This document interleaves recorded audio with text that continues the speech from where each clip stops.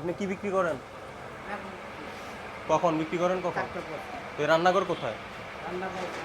হ্যাঁ, ওই পিছনে আছে না ফ্রিজগুলো? কই যেখানে খাবার রাখেন? না, ওইটা এটাই, শুধু এটাই ফ্রিজ?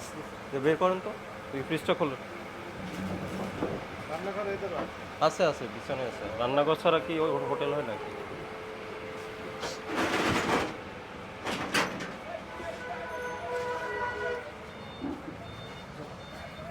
যেতে পারবো?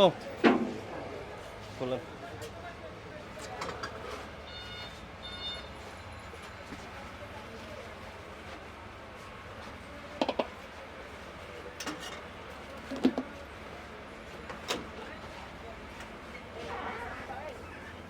তুল, তুলে কি